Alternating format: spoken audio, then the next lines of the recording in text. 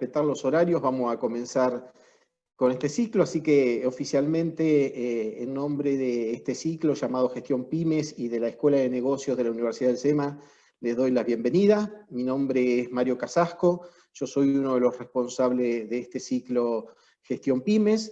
Este es un ciclo que nació allá por junio, esta es la octava edición que tenemos de estas charlas.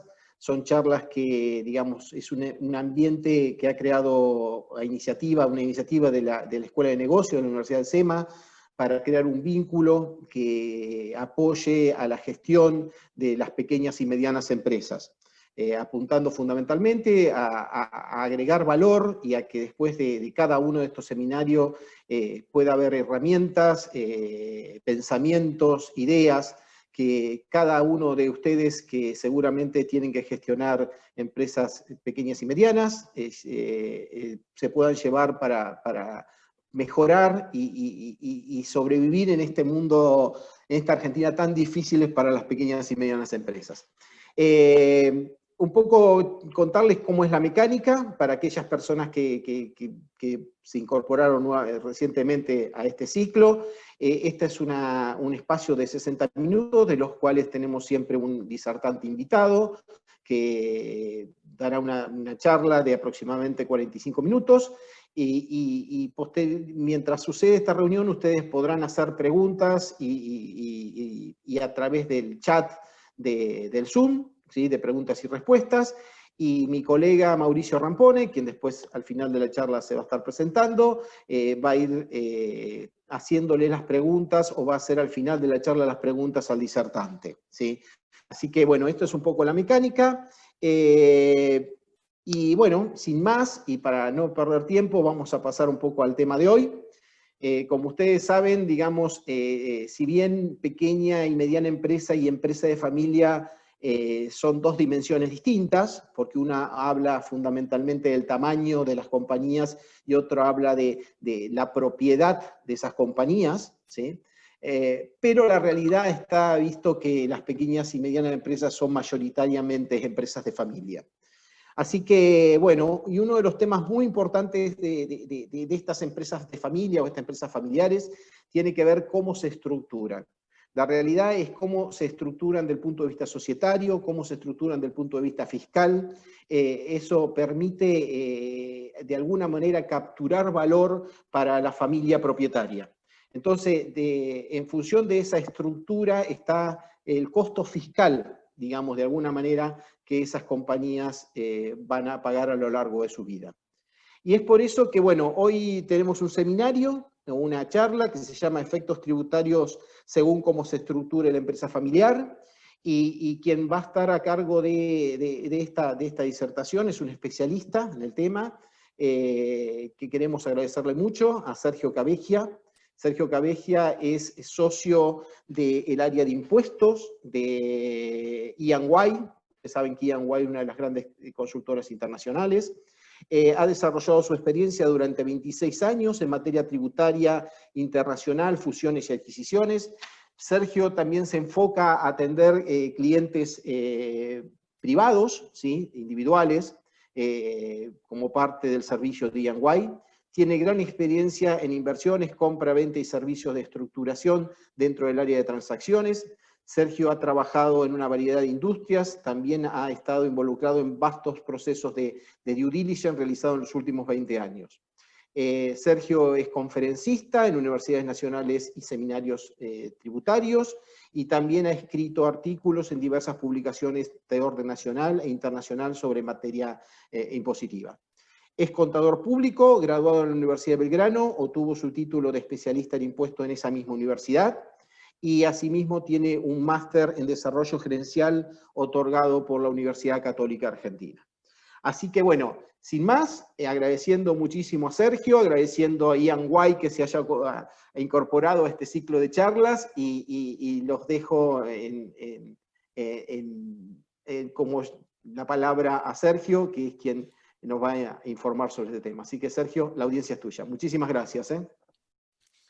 Muchas gracias, Mario. Desde ya, lo primero es agradecerles a ustedes la invitación para poder hablar sobre esta temática tan tan particular y encima en esta coyuntura actual, que trataremos de brindar un poco de luz a alguna de las problemáticas que hoy tienen las empresas, como decías vos, pymes o familiares.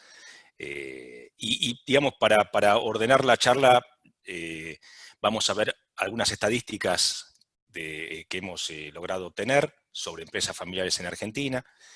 Después vamos a pasar unos minutos a disertar sobre el tema de gobernanza de las compañías familiares y las estructuras societarias, y luego ahí sí empezar a ver algunos casos prácticos que me han tocado, de hecho son casos reales que me han tocado, de clientes que me han tocado asistir, sobre los efectos tributarios que tienen en determinadas empresas familiares las transacciones, los dividendos con los accionistas, los aportes de capital, y vamos a intentar ver cuáles de esas transacciones se pueden hacer de forma eficiente.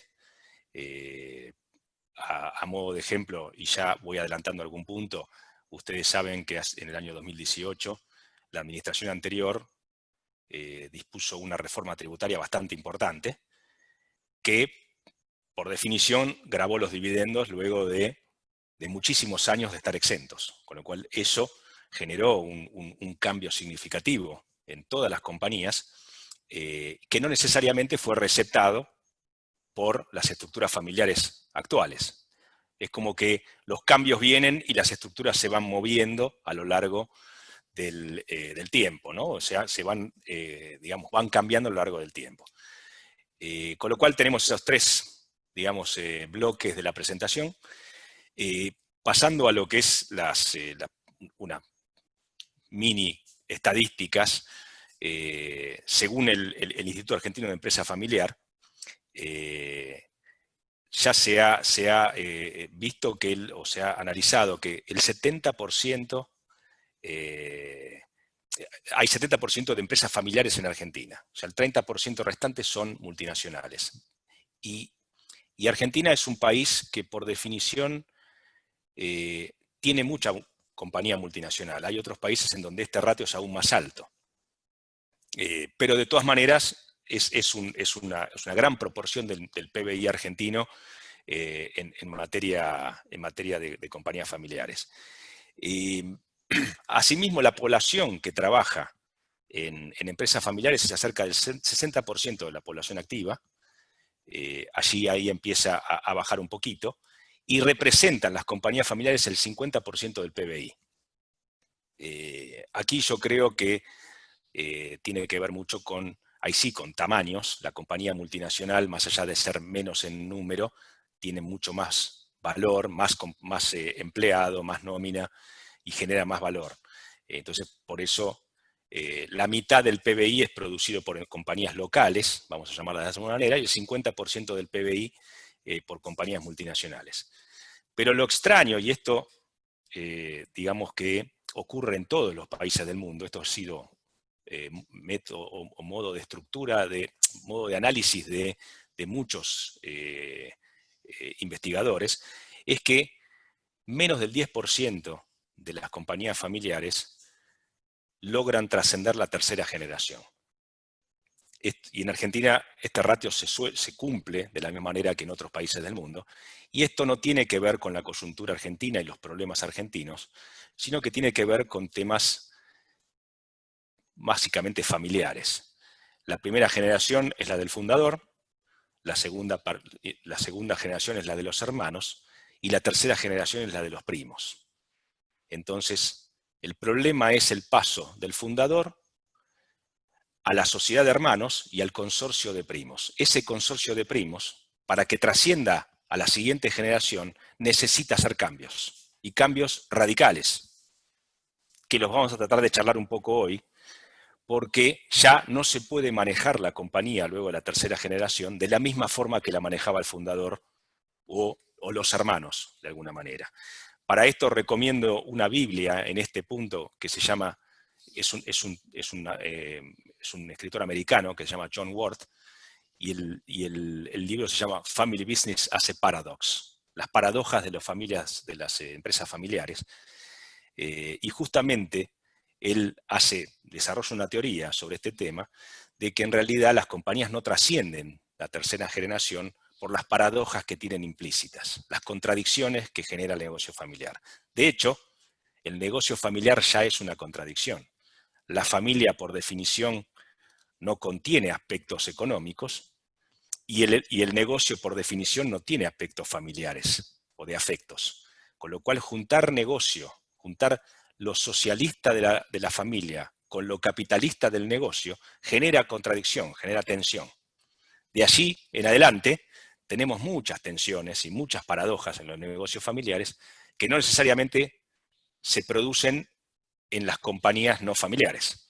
De allí este problema. Por eso la ciencia ha empezado ya hace varios años a estudiar el negocio familiar porque tiene sus problemáticas particulares. Ahora, históricamente, yendo ya más hacia las estructuras societarias, históricamente las empresas familiares no tenían grandes cambios en sus estructuras de negocio, tanto de gobernanza como societarias. Básicamente porque no ocurría lo que ocurre hoy. Básicamente no había cambios dramáticos en los modelos de negocio. Los modelos de negocio razonablemente permanecían a lo largo de las décadas y no era necesario entonces modificar la estructura societaria. Ahora, hoy en día tenemos todos estos desafíos que enfrentan las compañías familiares. El primero de ellos, por supuesto, el COVID-19, pero después una serie de lo que llamamos disruptores o conceptos que hacen que las compañías familiares estén bajo permanente ataque.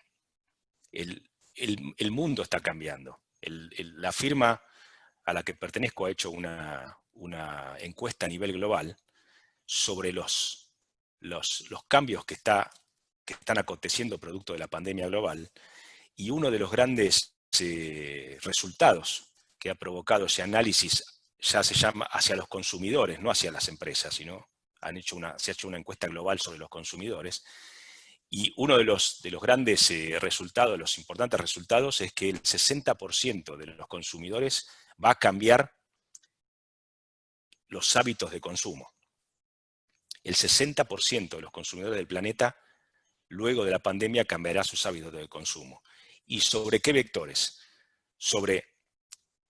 Van a ser más austeros, van a priorizar la salud y van a priorizar el medio ambiente.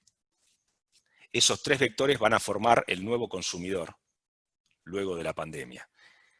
Y si a esto le agregamos los cambios tecnológicos, porque si cambia el hábito de consumo, cambia la forma de vender. Y justamente las formas de vender, apalancadas en el nuevo consumidor, van a cambiar también producto de cambios tecnológicos. Con lo cual, el combo que enfrentan las compañías es adaptar su modelo de negocio a la nueva realidad. Entonces, por eso la definición en el slide dice: el negocio condiciona la estructura. Si va a haber cambios en los modelos de negocio, producto de todas estas disrupciones, necesariamente tiene que cambiar la estructura. Y justamente, ¿cuál es la dinámica que tiene que mejorar la compañía familiar para revisitar esos cambios? Y justamente el punto está en generar la innovación. Esa palabra que estamos escuchando hoy muy a menudo. Todo el mundo hoy habla de innovar. Y justamente los cambios son tantos y tan bruscos que las compañías necesitan empezar a ejercitar el concepto de innovación.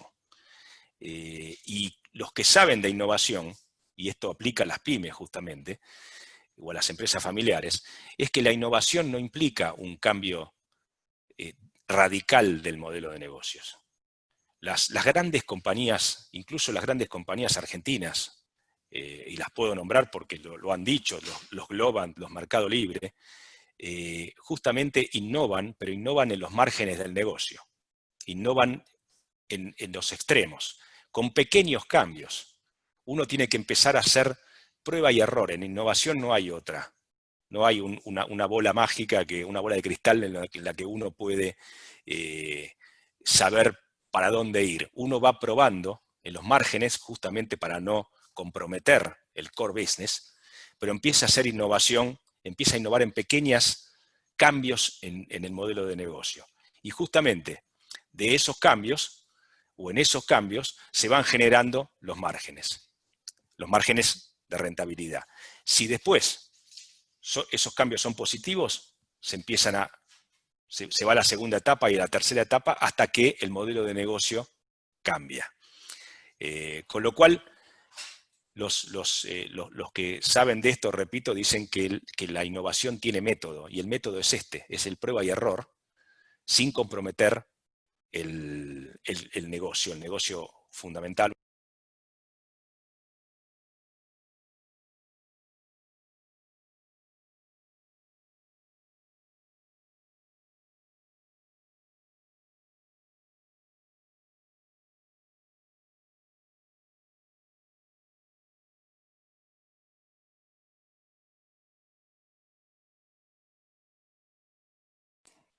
¿Me escuchan, verdad? Ahora sí. En la estructura familiar es esa dinámica que tiene la familia para poder resolver determinados problemas o determinados conceptos que atañen exclusivamente a la familia y en segundo término al negocio. Y después tenemos la estructura que todos conocemos de la estructura societaria, tanto de accionaria como de gobernanza, puede ser una sociedad anónima, una SRL, etc.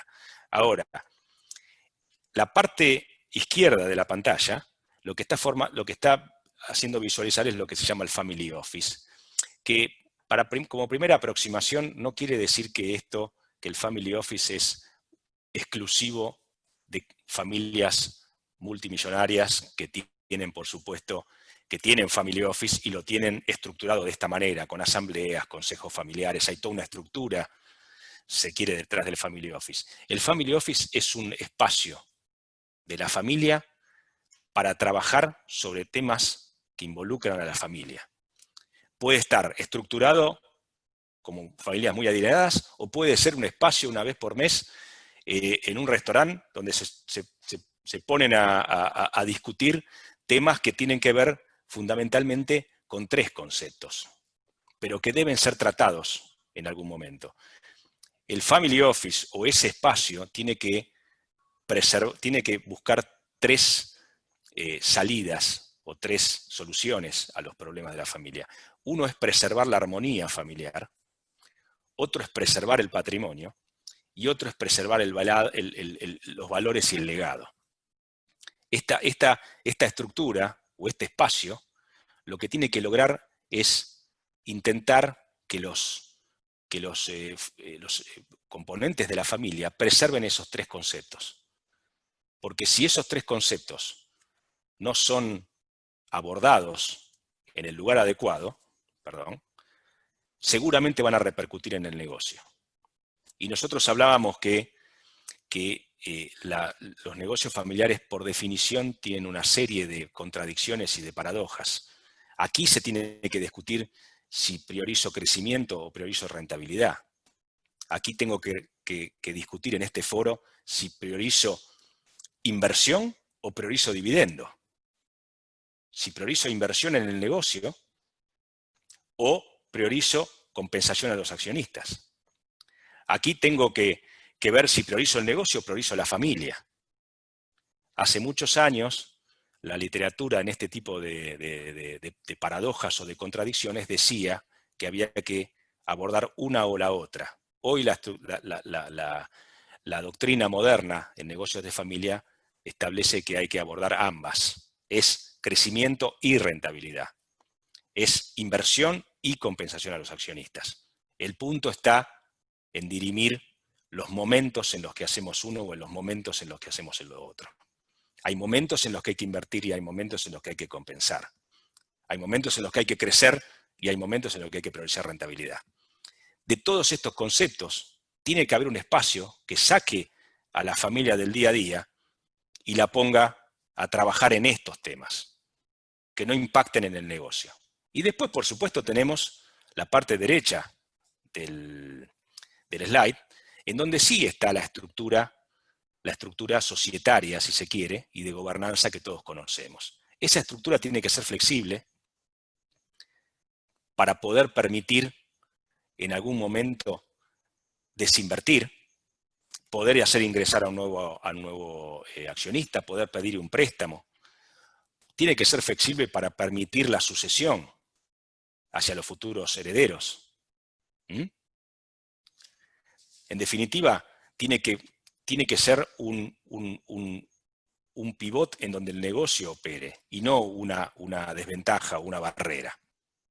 Entonces, estos son conceptualmente los dos elementos de las estructuras familiares que hay que tener en cuenta. Ahora vamos a ir a los casos, justamente, de empresas familiares que me ha tocado. Yo elegí solo un par, 3 o 4 de ellos, en donde me ha tocado trabajar, pero que es muy interesante ver cómo una estructura típica debe de alguna manera migrar para poder resolver problemas que la familia va a encontrar en el futuro. Esto, como ven, en este slide, tenemos una empresa típica, SA o SRL, que está tenida por 2 personas humanas. Ahora ya no se les llama personas físicas, se les llama personas humanas según el nuevo Código Civil, que pueden ser 2 hermanos, miembros de la familia, que tienen un emprendimiento. Y dentro de ese emprendimiento puede haber una sola, lo que llamamos línea de negocios, o puede haber varias líneas de negocios, o puede haber varios activos que conforman el negocio esencial o el negocio principal. Puede haber inmuebles, puede haber una red de distribución. Ahora vamos a ver un caso práctico un poco más complejo. Hasta hace 2 años, el sistema tributario argentino decía que la compañía pagaba el impuesto a las ganancias sobre las rentas generadas a este nivel, al nivel de la empresa, de la SA, y luego el dividendo fluía al accionista libre de impuestos. O sea, que luego de pagar impuestos, la renta estaba exenta en cabeza de la persona humana. En realidad es no computable, pero en definitiva no pagaba impuestos a nivel de la persona humana. Hoy, a partir del año 2018, la administración anterior redujo la tasa corporativa de las sociedades sujetos de impuesto del 35 original al 30, y el año que viene empieza el 25%. Pero justamente lo que se primaba o lo que se pretendía era bajar el nivel de imposición del impuesto a la renta en cabeza de la empresa y empezar a gravar al accionista. Con lo cual, si el accionista se lleva el dividendo, automáticamente ese dividendo pasa a estar grabado. Hoy con el 7%, el año que viene en adelante al 13%. Ustedes me dirán, si yo tomo el 25 más el 13 o el 30 más el 7, vuelvo a tener el 35 de tasa efectiva. O sea, el Estado no pierde recaudación por haber bajado la tasa corporativa, porque la recupera cuando se llevan el dividendo los accionistas. Simplemente se difirió una parte de la recaudación al momento en que la empresa distribuya el dividendo. Y si no distribuye el dividendo es porque invertirá, con lo cual es un incentivo a la inversión de las propias compañías. Pero ¿qué pasa? Culturalmente, las empresas familiares, sobre todo, tienen esa histórica cultura de retirar de la compañía vía cuenta particular, o la compañía paga gastos por cuenta y orden de la familia, uno de los accionistas usa el auto que está en la compañía. Bueno, todo eso hoy es considerado dividendo presunto a los efectos de la ley de impuesto a las ganancias. Con lo cual, hoy es necesario ordenar el presupuesto familiar, porque es solamente necesario sacar el dinero que sea necesario para la familia, y no todo, porque cuanto más saco, vía dividendo o vía otros formatos, voy a estar pagando impuestos innecesariamente. Entonces, ahora vamos a ver el caso que esta estructura hoy ya es ineficiente desde el lado de la distribución de dividendos, o retiro de los socios, pongámoslo así. También esta estructura no permite ver o analizar diferentes líneas de negocio que puede tener la empresa familiar dentro de la SA. Por ejemplo, puede haber alguna línea o algún negocio que dé determinada rentabilidad y otro que tenga otra rentabilidad. Y en la misma estructura y en la misma entidad legal es difícil medir cuál de los dos está subsidiando al otro.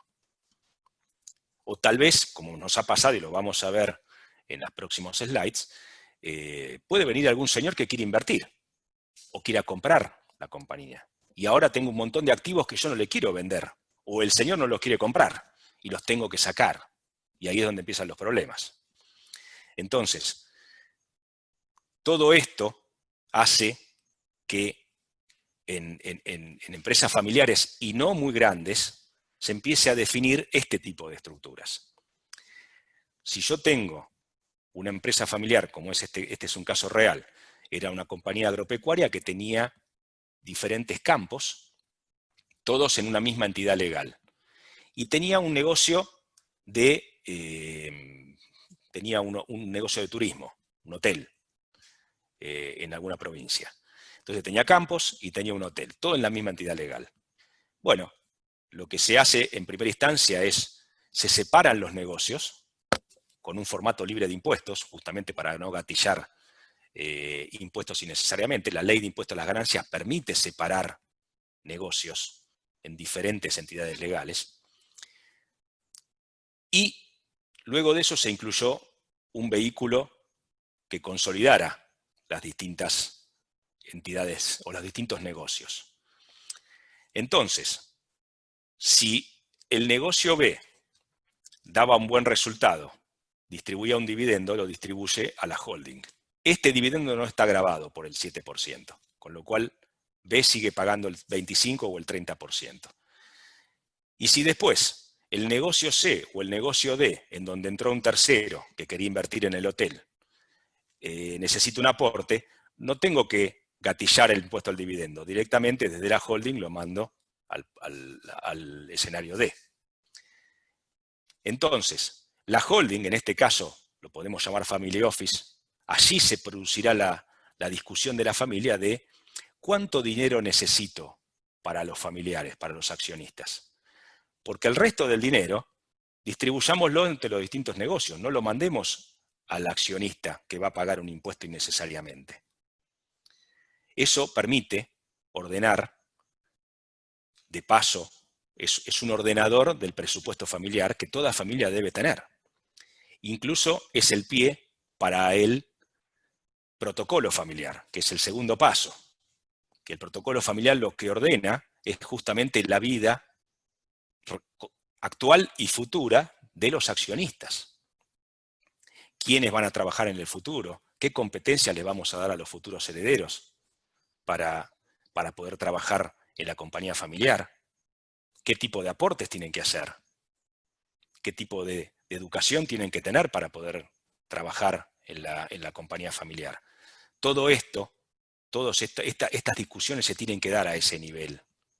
Si no hay holding, en el restaurante, pero si hay holding, en el lugar del family office que la familia indique, y generalmente ahí es donde viene la ayuda de terceros. Yo sé que esto no es fácil, las discusiones de este tipo, que son discusiones fundacionales en las familias, por ejemplo, reestructurar mirando el futuro, reestructurar mirando la sucesión, ahí tiene que estar el fundador, que tal vez estén hablando de cuando él no esté. Ese tipo de discusiones se tiene que dar con terceros. Se tiene que dar con alguien que ordene la discusión, que dé ejemplos de otras transacciones o de otros ordenadores familiares, de modo de poder ser exitosos en este proceso. Es un proceso que lo que tiene por miras y objetivos es trascender la tercera generación. En este país es una utopía, pero se puede lograr. Hay empresas familiares en este país que tienen 50 años. Se ha podido lograr. Lo que pasa es que hay que enfocar este tipo de cuestiones. Por supuesto, si entran terceros a la estructura, ya sea un banco que quiera prestar o un tercero que quiera asociarse, por supuesto, si accede en D, yo no comprometo mi negocio C y mi negocio B, el campo que tenía en B. Yo solamente participo con él en el negocio que quería el tercero. Y si es un banco, no voy a comprometer los activos de otro negocio, voy a comprometer los activos que el banco le prestó. Con lo cual, también en ese aspecto es prudente hacer este tipo de estructuras. Por supuesto, alguien puede decir, si, volvemos a esta, si este señor que entró en el negocio quiere comprar el negocio D y la entidad holding tiene que vender las acciones de D, automáticamente eso está grabado al 35%, al 30% hoy. Entonces, en la audiencia alguien me dirá, bueno, pero si la persona humana vendiera D, paga el 15% de impuesto a las ganancias, no el 30%. Porque las personas humanas, por la venta de acciones, pagan una tasa mucho menor. Entonces, ¿cómo se condice? Haber puesto una holding me obliga, si tengo que salir, a pagar un impuesto más alto. Por eso hablamos de que no hay más contradicciones, es uno y el otro. La holding o este esquema sirve si el modelo de negocio me permite hacer este tipo de flujos de dividendos y aportes, ordenar la familia, ordenar el presupuesto familiar, hacer entrar un tercero, tiene un montón de beneficios. Ahora, si después quiero vender, bueno, se desarma la holding y se crean 4 subholdings en una decisión libre de impuestos. Y después la persona humana 1, la persona humana 3 vende D al 15%. Y el nuevo comprador se lleva el combo que después fusionará, libre de impuestos también. Con lo cual, todo esto es posible que la estructura tiene que ser lo suficientemente flexible para perseguir un objetivo en determinados momentos de la vida de la compañía, y si yo ya veo que en 2 años voy a empezar o voy a hacer una desinversión de una de mis líneas, bueno, escindo y lo reorganizo de otra manera para poder capturar después la imposición al 15% y no al 30%. Veamos otro caso de estructuras familiares. Volvemos a la SA y SRL comunes. Es muy común, y de hecho con el impuesto a la riqueza que se viene, se están produciendo donaciones, sobre todo en familias en donde los 200 millones no se eleva mucho de 200 millones el patrimonio. Si lo dividimos en 2 herederos, automáticamente ninguno está sujeto al impuesto a la riqueza. Con lo cual, anticipo que va a haber algo de eso antes de que la ley esté efectiva. Pero uno de los grandes problemas o de los grandes conceptos que tiene que abordar una compañía familiar es la sucesión en las carteras accionarias. Y la sucesión, en general, es un hito que va a ocurrir, y lo importante es tratar de anticiparlo. En lo posible, la anticipación, también charlada, debatida, analizada en profundidad, es el concepto más eficiente desde el punto de vista fiscal. La donación desde el punto de vista fiscal no está exenta, pero mejor dicho, para el heredero o para el que recibe las acciones en vida. Entonces, si la persona humana 1 le dona parte de sus acciones o todas las acciones a la persona humana 2, la persona humana 2 no paga impuesto por la recepción de ese patrimonio. Ese incremento patrimonial que implica la recepción de las acciones no está grabado en el impuesto a las ganancias para personas físicas o para personas humanas. El único problema que tiene Argentina es que la provincia de Buenos Aires tiene un gravamen sobre la transmisión gratuita de bienes, cuya tasa puede oscilar en los peores casos hasta el 8% del valor de los bienes que se transfieren. Entonces, podemos tener el caso de acciones de una compañía que son cedidas o legadas por el causante al heredero en vida, no genera ningún impacto desde el punto de vista de impuesto a las ganancias para el heredero, pero sí puede generar impacto en el impuesto a la herencia de la provincia de Buenos Aires. Y el impuesto a la herencia de la provincia de Buenos Aires aplica en dos conceptos o en dos espacios. El primero es por bienes localizados en la provincia, campos, inmuebles, créditos con derecho real en inmuebles de la provincia, o sobre personas domiciliadas en la provincia por el resto de los bienes que tengan en el país o en el exterior. Con lo cual, si yo ahora estoy viviendo en Pilar, y tengo bienes en cualquier lugar, y justamente, o mejor dicho, si el heredero vive en Pilar y recibe una herencia viviendo en Pilar, es probable que por estar domiciliado en Pilar tenga que pagar el impuesto a la herencia en la provincia de Buenos Aires. Con lo cual, este es un tema muy sensible y justamente claramente se puede evitar moviendo el domicilio, claramente, pero hay que hacerlo antes. Todos estos tipos de planificación se debe hacer con tiempo, porque claramente puede generar que si yo tengo acciones de una empresa de la ciudad de Buenos Aires, pero estoy domiciliado en la provincia tiene potestad tributaria para gravar ese enriquecimiento en cabeza del heredero. Con lo cual, es un tema no menor que por supuesto, al momento de la muerte del causante, ya no hay más nada que hacer. Esto es planificación previa, que hay que tener en cuenta justamente si en la empresa familiar esto es un tema sensible, por supuesto, ¿no? Voy avanzando. Aquí tengo otro caso que me ha tocado también en la práctica, que es muy común. Una compañía local que se dedicaba a la venta de ciertos químicos, que tenía un inmueble, o sea, la fábrica en donde fabricaba los químicos. Era tenida por el padre de la familia y la hija, y viene un señor de Israel a pedirle comprar la compañía. Le interesaba el negocio, le interesaba la tecnología que él aplicaba, y las compañías, como ustedes saben, se evalúan por múltiplos, por cash flow descontado o múltiplos de lo que se llama EBITDA, las utilidades antes de intereses y amortizaciones. O sea, se miden o se evalúan por la caja que generan. Y el inversor le decía, yo por el inmueble no te voy a pagar nada, porque para mí el inmueble no tiene valor. Yo pago por el valor, el cash flow que genera la compañía.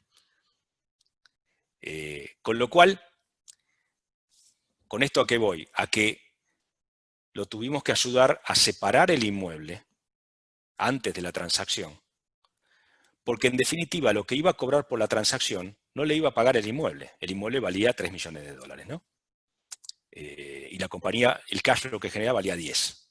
Era una compañía relativamente chica, pero claro, no le pagaban 13, le pagaban 10.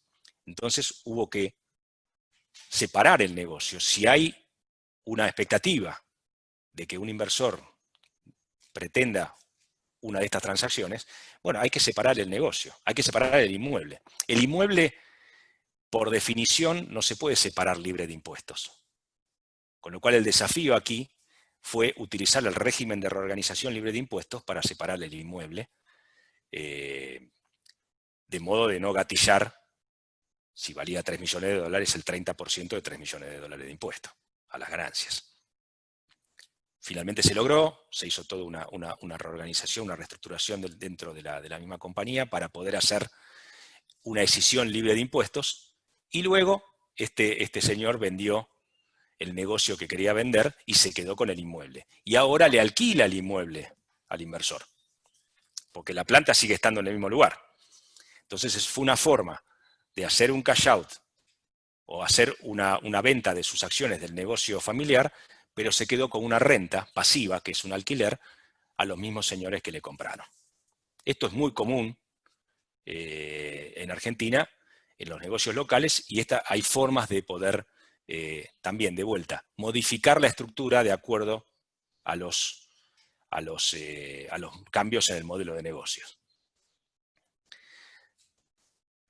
Y por último, me quedan unos minutos, algo que también está bastante en discusión hoy en día, le sumamos a que este señor que vendió la compañía al inversor extranjero, hoy tiene una serie de fondos en el exterior, producto de la venta, que van a estar alcanzados por el impuesto a los bienes personales, los impuestos patrimoniales argentinos. Bueno, aquí se ha discutido mucho la posibilidad de transferir en fiducia o transferir a un fideicomiso en el exterior parte de esos fondos, si es que quiero protegerlos de la imposición sobre los bienes personales o ahora el futuro impuesto a la riqueza argentino. Esto todavía el fisco no lo ha discutido en algunos casos muy paradigmáticos, pero porque estaba mal estructurado. Si este vehículo es un vehículo irrevocable, es decir, que no se puede volver atrás, o sea, que la persona humana 3 se desapoderó en beneficio de sus hijos por determinada cantidad de años de ese patrimonio no está sujeto a bienes personales en cabeza ni de la persona humana 3, ni de los beneficiarios, ni de los hijos. Hasta tanto los hijos cobren ese dinero.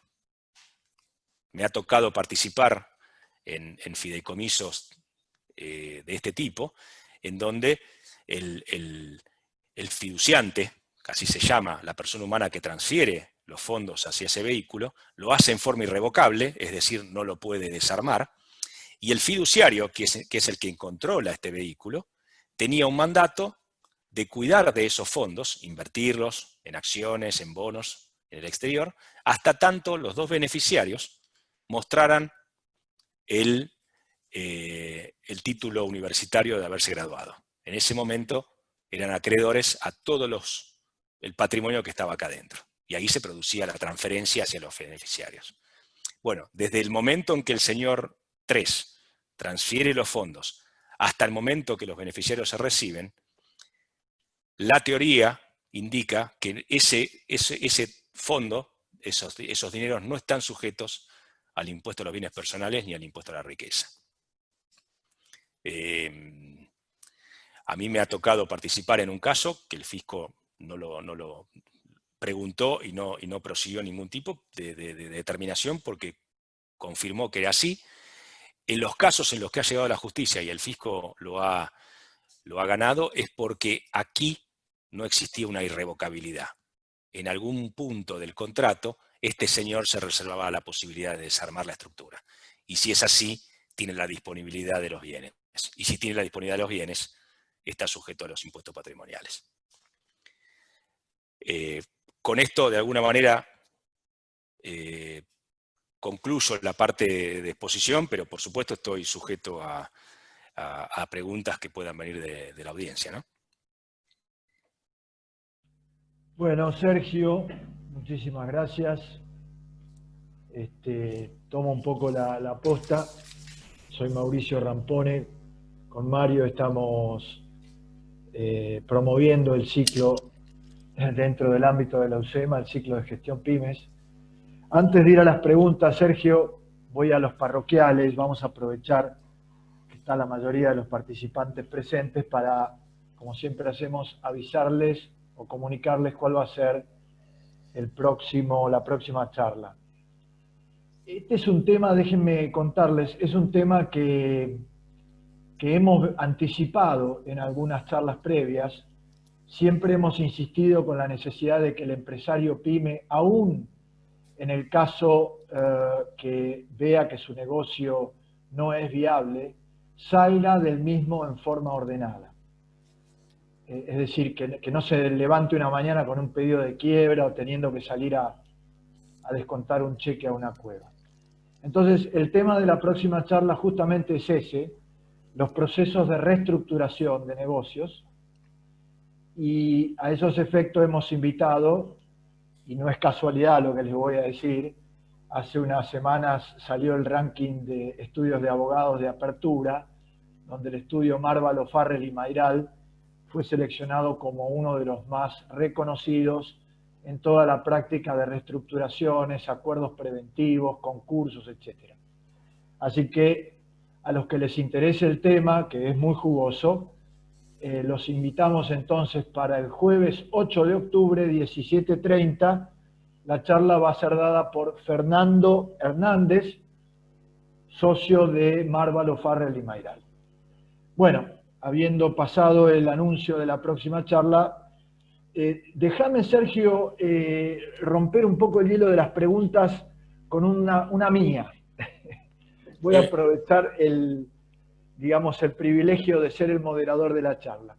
Hay un tema que mencionaste y que está muy en el candelero, que es el impuesto a la riqueza, sobre todo en el sector agropecuario. No sé si tendremos a alguien del campo dentro del auditorio, pero ¿qué es lo que ocurre? El límite de 200 millones de pesos o 3 millones de dólares más o menos medidos a diciembre del 2019 es suficiente para que, por ejemplo, un campo en la pampa húmeda de 150 a 200 hectáreas quede alcanzado. Y un campo de esa superficie probablemente tenga una rentabilidad mínima. ¿Okay? Entonces está generando toda una reacción de parte del sector agropecuario. Ahora, ¿qué es lo que ocurre? Si el dueño del campo es una persona física, no puede deducir un pasivo que eventualmente tenga sobre esa propiedad o que haya tomado para financiar el desarrollo de su actividad. Mientras que si lo tiene en cabeza de una sociedad, sí, porque la sociedad paga los 200 millones de pesos, 3 millones de dólares, surgen del patrimonio neto de la sociedad, es decir, puede deducirse el pasivo. Mencionaste en un momento de la charla que en el caso de las personas físicas están ocurriendo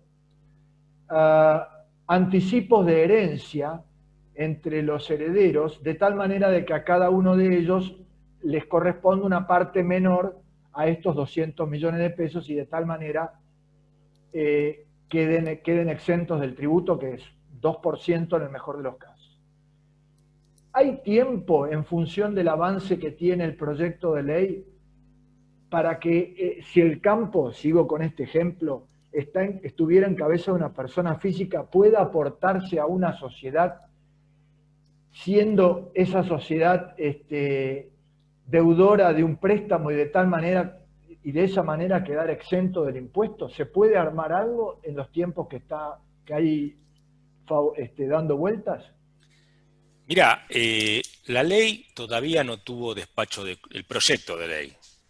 Te digo un poco el estado actual. El proyecto de ley, se presentaron varios proyectos, pero el proyecto que va a tener despacho de comisión es, en principio, el que grabaría el 31 de diciembre de 2019. Que según he escuchado, ya lo van a modificar eso, va a ser al 31 de octubre de 2020. Pero eso porque es inconstitucional grabar para atrás, vamos a ponerlo en esos términos. Pero sí, como todavía no tuvo despacho de comisión, esto entra por la Cámara de Diputados, tiene despacho de comisión, como muy temprano, la semana que viene debería tratarse en el recinto, o la otra, más para la otra, y después va al Senado. Y en el Senado tiene que tratarse en el recinto en el Senado. Con lo cual, yo no espero que esto salga la semana que viene, lo más probable es que salga como mínimo dentro de 3 semanas, 3-4 semanas. En 3-4 semanas, yo creo que se puede hacer un aporte a una sociedad, un aporte con la deuda, de alguna manera, de modo de generar esta confusión entre deuda y patrimonio y campo, y de alguna manera tener menos patrimonio grabado. El único tema allí hay que ver el aporte de un campo hoy, y hay que ver cuándo se compró el campo y demás, todos aquellos bienes inmuebles que hayan sido comprados luego del 2018, el aporte o la venta va a estar gravada con el impuesto cedular para personas físicas, al 15%. Si el campo fue comprado antes, no está gravado. Tiene una norma de ultraactividad, depende de cuándo se haya comprado. Con lo cual, asumiendo por un momento que es un campo antiguo, se podría aportar a una sociedad, va a estar grabado en sellos. Va a estar grabado en sellos. Es el único impuesto importante. El aporte social a una sociedad de un campo, como es un inmueble, va a estar en general en la provincia de Buenos Aires o en la ciudad, lo graba con sellos. Supongamos un 1%, 2% de impuesto. Ok.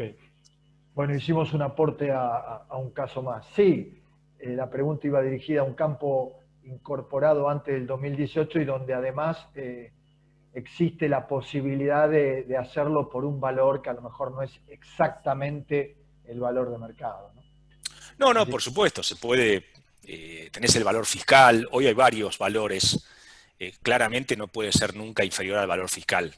No, de acuerdo. De allí hasta el valor de mercado, bueno, se puede generar alguna discusión. Se maneja, perfecto.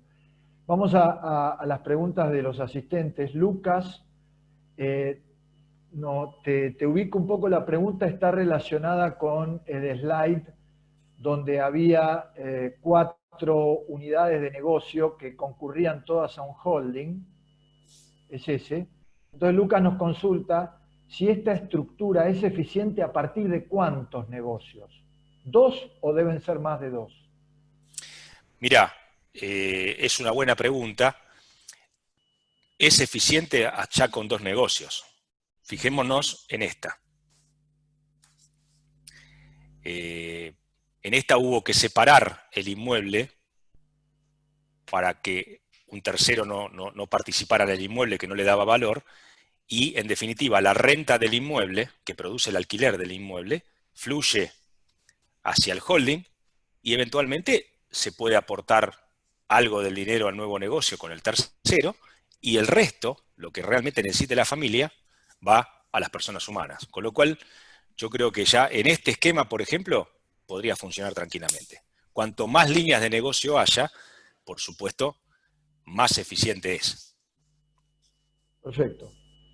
Mario nos consulta, esta creo que la contestaste, pero vamos a trasladarla. Si el heredero se refiere al impuesto a la herencia en provincia de Buenos Aires.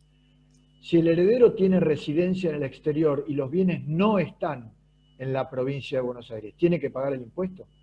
No. No.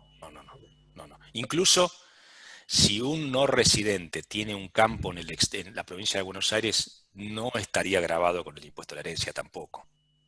No hay un régimen de retención en la fuente como ocurre con ganancias. Con lo cual, el no residente en esta, por suerte, no tiene nada que ver. Okay. No hablemos muy fuerte, no hablemos muy alto. Tenemos una pregunta de Héctor y se refiere al último slide, Sergio, donde charlaste sobre el trust irrevocable y pregunta, ¿qué le cede PH3, la persona humana 3, al trust? ¿Las acciones, los dividendos? No, es una buena pregunta. La única forma de que esta estructura sea eficiente es ceder activos líquidos, no en Argentina, que no estén localizados en Argentina. Con lo cual, yo la utilicé sabiendo o haciendo la aclaración de que este señor habían vendido el negocio, cobraron el dinero de la venta del negocio, los 10 millones de dólares en este caso, y ahí es donde transfieren esos 10 millones en el exterior, los transfieren a un trust. Ahí la figura es eficiente. Okay. Hay 2 preguntas más relacionadas con ese mismo slide. Alicia pregunta, dice que no le quedó clara el último slide, la del fideicomiso. Dice, a ver, me perdí un poquito en el inicio. ¿Podríamos resumir de nuevo en pocas palabras otra vez cómo es esta estructura? Pero no me contestes porque la de Daniel también está relacionada, hagamos las 2 juntas. Dice, ¿no están sujetos al impuesto los beneficiarios hasta que queden como titulares, siendo irrevocable, aun cuando estos beneficiarios tengan domicilio en el país? Sí. Resumo, respondo a las dos preguntas. En general, estos vehículos se utilizan cuando, en general, por lo menos los que yo he visto y los que han llegado a la justicia, por estar más mal estructurados, eran cuando la persona humana argentina recibió mucho dinero, generalmente por vender la compañía. El caso emblemático, y lo voy a decir porque es público, es el caso Ornequian. Ornequian vendió Cablevisión en los 90, en ese caso cobró 600 millones de dólares, y hizo 2 trusts de 300 y 300.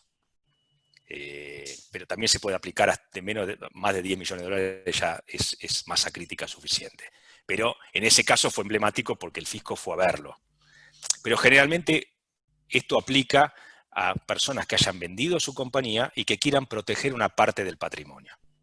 Cobrado ya, todo argentino que vende una compañía cobra los fondos en el exterior. Una vez que está en el exterior el dinero, se contribuye a un trust. El dinero, o bonos, o acciones, pero del exterior, ¿no? De compañías extranjeras. Ese trust, por definición, si es irrevocable, con determinadas características, no es más propiedad de persona humana 3. Salió de la propiedad. Y tampoco es propiedad de los beneficiarios, aunque estén en el país. Ninguno es propietario de esos fondos. El propietario es el fiduciario. Por supuesto, el fiduciario tiene un mandato, como en todo fideicomiso, en donde dice, yo tengo como mandato proteger estos fondos, hacer lo que me dijo el fiduciante, que es hacerlos crecer, invertirlos, no perder dinero, y en determinado momento entregárselo a los beneficiarios, con la condición que sea. Los beneficiarios estarían grabados, aun cuando estén en Argentina, sean residentes argentinos, estarán grabados cuando reciban el patrimonio, cuando se dé la condición. Pueden pasar 10 años, pueden pasar 20 años, hasta que los beneficiarios cobren ese dinero. Hasta ese momento no hay imposición. Perfecto. Tenemos una pregunta también relacionada con esto, que tiene bastante lógica, que hace Fran, que dice a partir de qué monto conviene realizar un trust. Porque claro, armar un trust justamente tiene un costo, hay que asignar un fiduciario, hay que pagar todos los años cierto tipo de fee. Y así que bueno, ¿cuál es digamos, cuál sería el costo del armado del trust y por lo tanto, como consecuencia de ello, cuál sería el monto a partir del cual es razonable esta figura que nos describiste?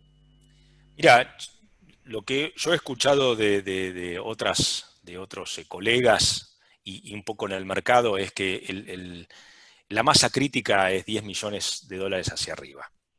Con 10 millones de dólares te permite solventar los gastos mismos, los intereses de esos 10 millones solventan el costo del fiduciario, que no es mucho. O sea, la estructuración no es muy cara desde el punto de vista de honorarios. Es un abogado, generalmente en el exterior, que hace este tipo de contrato y después se contrata un fiduciario, ¿no? que cobra un fee, digamos, anual. No tiene mucho costo de mantenimiento. Pero en general se supone que vos te desapoderás de 10 millones porque tenés otro tanto. Claramente, porque si no, nadie vive acá. Esto es la protección de una parte del patrimonio en beneficio de los hijos, generalmente, para darles una protección sujeta a una condición.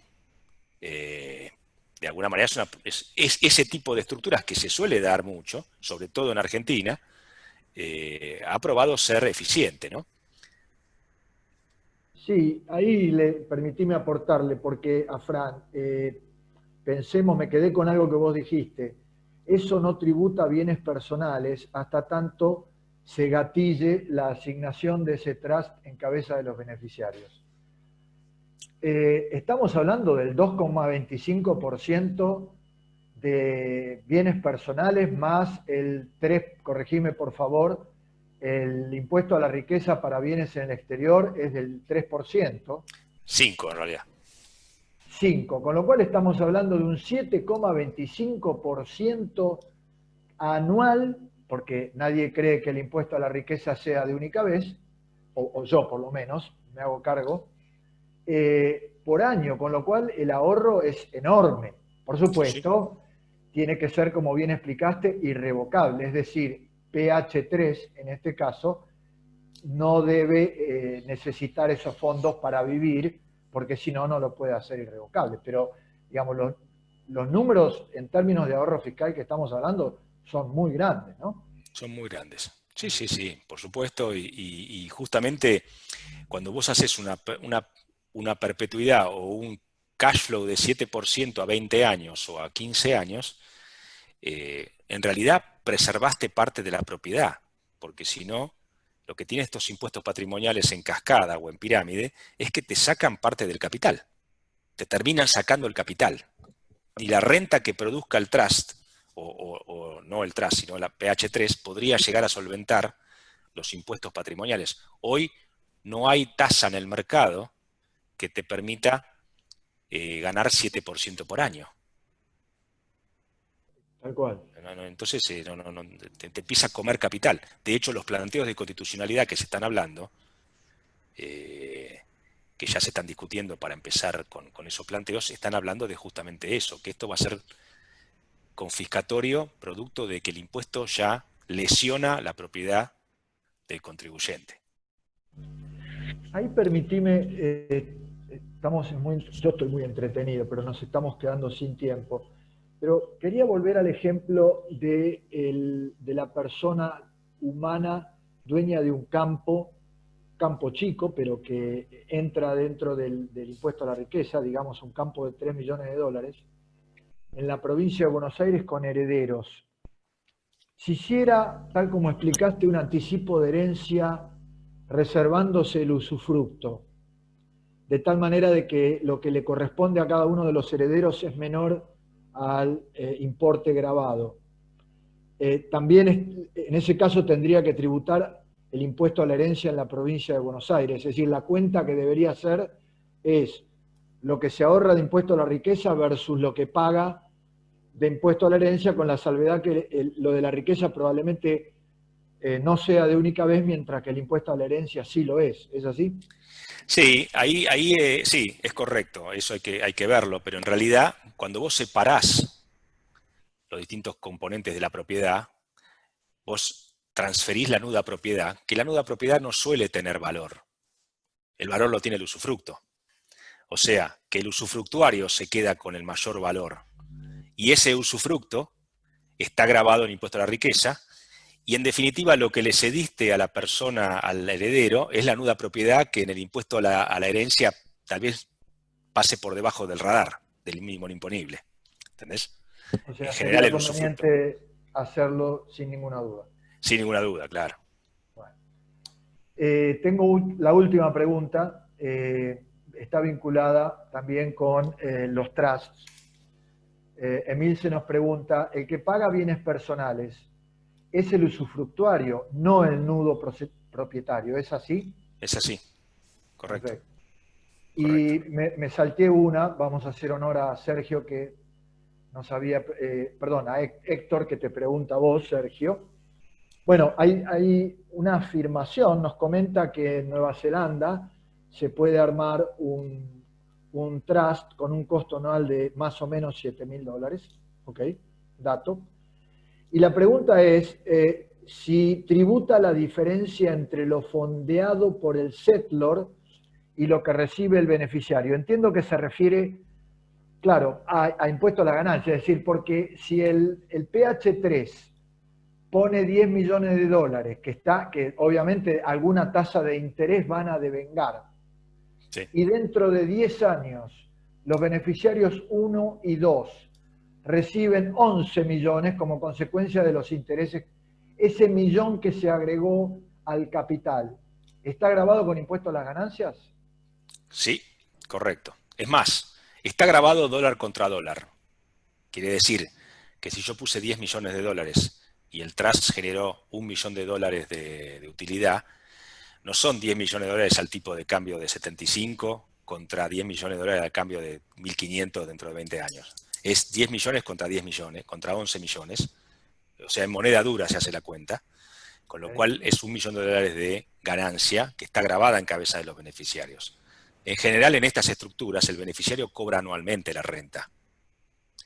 Porque ya, digamos, lo estás haciendo esperar 15 años para poder usar los 10 palos, imagínate si encima no le da la renta. Te lo van a buscar al settlor. Entonces, claro, la renta anualmente se le va distribuyendo. Esa renta está grabada con el impuesto a las ganancias, claramente, en cabeza del beneficiario. La respuesta para Héctor es que cuando se gatille el cargo en cabeza de beneficiario 1 y 2 pagarán bienes personales y además impuesto a las ganancias por la renta que se haya producido sobre el capital aportado. Sí, sí, correcto. Lo que yo estoy diciendo es, vos podés diferir que gatillarle la propiedad a los beneficiarios, hacerse propietarios de los fondos, pero anticiparle la renta. Y el anticipo de la renta va a estar grabado en los periodos fiscales en que lo vayan cobrando. Bueno, en honor a tu tiempo y al tiempo que tenemos dentro del ciclo asignado por UCEMA, de nuevo te agradezco muchísimo, Sergio, clarísima la charla, muy productiva, muy interesante. Gracias a ustedes. Ok, gracias a todos los que asistieron. Les reitero, los esperamos a todos el jueves 8 de octubre, 17:30, que vamos a hablar del tema reestructuraciones de negocios. Así que muchos saludos, buen fin de semana. Muchas gracias a todos, gracias Sergio. Por favor, gracias a ustedes. Hasta luego.